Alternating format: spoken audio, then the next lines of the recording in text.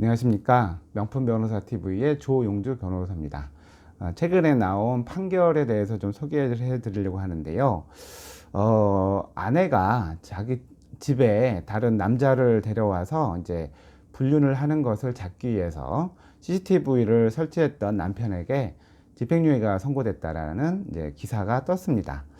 네, 그래서 근데 이제 사실은 이제 부인이 잘못한 건데 이걸 잡아내기 위해서 CCTV를 설치한 부분에 대해서 남편이 형사적 처벌을 받은 거에 대해서 이렇게 기사의 댓글을 보니까 뭐 사실은 그 남편을 편드는 그런 댓글들이 되게 많아요. 제가 뭐 보게 되면 뭐 잘못됐다. 배우자의 인권도 중시되어야 하지만 결혼 성실 의무를 다하지 아니한 배우자의 인권은 지켜주면서 오히려 실질적인 피해를 당한 상대 배우자의 인권은 무시되어도 좋단 말인가. 대한민국 출산율이 세계 꼴찌고 이혼율이 세계 최고인 걸 보면 이건 법의 맹점으로 인한 폐해다. 뭐 그래서 이러한 판결을 비난하는 댓글도 있고요. 또 요즘은 대놓고 집으로 불륜 상대방을 끌어들여서 불륜을 저질러도 증거 잡는다는 게 불가능해졌네. 좋은 세상이건 뭐 이런 판결에 대해서 부정적인 댓글들이 상당수였습니다. 뭐 사실은 그 부인도 잘한 건 아니죠. 그러나 우리나라 법이 이렇게 그 남의 어떤 장면을 그게 이제 사실이라 하더라도 그거를 녹취나 그 다음에 뭐 이렇게 녹화를 해서 대외적으로 공개를 해서 망신을 주면 정보통신망 이용 촉진 및 정보 등에 관한 법률 위반, 명예훼손 등의 죄로 처벌을 받을 수가 있습니다. 이 사건의 경우에는 양산에 사시는 분들인가 봐요. 근데 양산의 아파트에 사는데 아무래도 부인이 자기가 없을 때 다른 사람을 데려오는 것 같은 것을 이제 눈치를 챘는지 집에 CCTV를 설치했습니다. 그래서 CCTV를 설치해서 그러면은 녹화와 녹음을 다 했겠죠. 예. 근데 이제 뭐 그 정도 상황이 됐으니 이제 뭐 문제가 돼서 이혼을 하게 된 것이고요.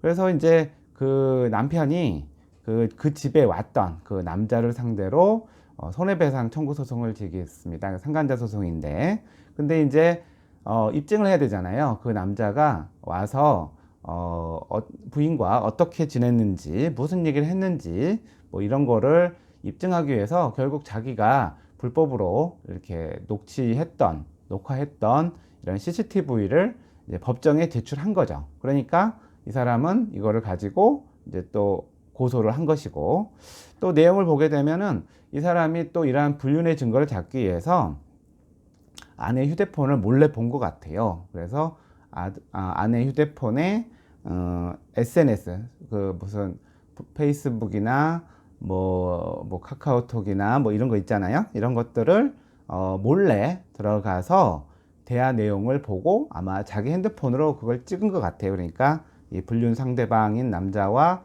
했던 내용, 뭐 사진 이런 것들을 이제 몰래 캡처를 하고, 그 다음에 이런 내용을 가지고 그 아내의 친구들한테 전화를 해서 자기 마누라가 다른 남자와 뭐 동거하고 있다, 사귀고 있다 이런 말을 이제 퍼뜨렸다라는 내용입니다. 뭐 결국은 이혼을 했는데 그 이혼 후에 이 상간자인 남자한테 손해배상 소송하기 위해서 자기가 몰래 녹취하고 녹음했던 자료를 공개를 하는 바람에 형사재판을 받게 된 거죠.